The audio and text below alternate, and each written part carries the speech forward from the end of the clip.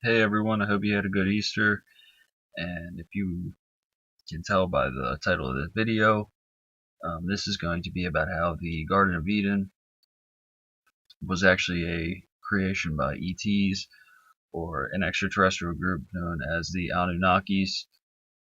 And now, I mentioned the Anunnakis last time. The Anunnakis are a group of extraterrestrials that are about 8 to 12 feet tall, and they are from the planet known as Nibiru. It's a planet just right outside of Pluto. It's an outer planet. And so the Garden of Eden, basically, it means pleasure in the old Babylonian mythos and mythology. Um, Now, when it comes to these stories, historians aren't able to pinpoint exactly where the Garden of Eden took place, but that's okay because Iraq was it's not too terribly big of a country. It's right outside of, you have the Tigris River, you have these different places, the Euphrates, the main rivers of this region. And so actually the beginnings of this creation were from, there exists a stargate in Babylonian, in modern day Iraq, which the artifacts have been kept hidden, but now I'll go in more into stargates later. But stargates essentially were just portals where these interdimensional beings could fly from their home to these various stargates quite easily. You see this again, like the Code of Hammurabi, the Quran, the holy book, the Quran. When Muhammad was on the Dome of the Rock, it was actually an extraterrestrial group that handed him down the Quran. So I'll be able to discuss that more in depth at a later time. But for now, we're going to stick to the Garden of Eden and how extraterrestrials actually made this experiment in this garden. And so there was a king that was in place, and so the first humans were created. Obviously, Adam was created, and then Eve was created from the rib of Adam.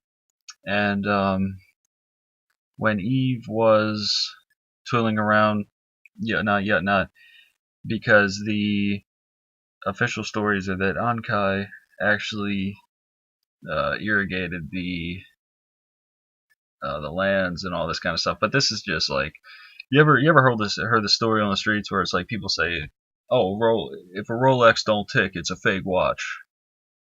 Well, it's like that kind of thing. Like these, when it comes to these stories of mythology, you have to be careful where you get your sources from, because there's a lot of like bull crap like that, like people just talking and sitting around talking bull crap, like, oh yeah, like me, a man, for Rolex don't tick, it ain't a real watch, you know what I'm saying?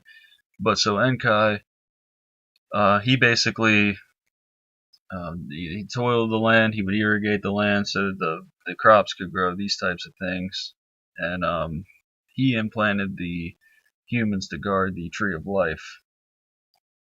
And so, Adam and Eve were guarding the tree of life, and then um, the apple seed that Eve ate was actually, when she committed the first sin, it was actually a poppy seed. It was sort of like an opium, or modern day, that type of thing.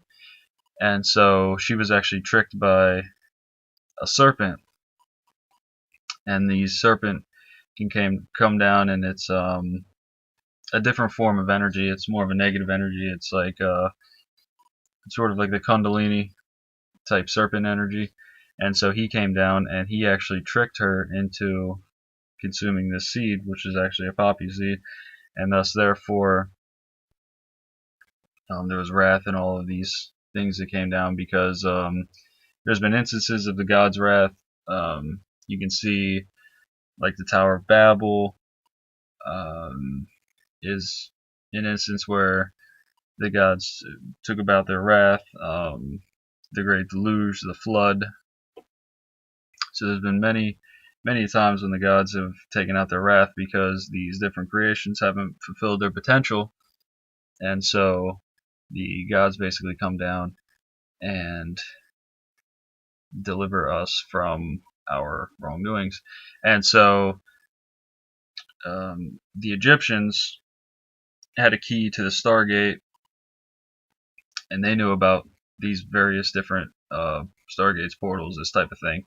The Egyptians had what they called an Ankh, and the Ankh was the key to life. And the key to life, if you go into the vaults, all this type of stuff, Edgar Casey said that there was going to be a vault by the king's tomb that was going to be guarded by electromagnetism.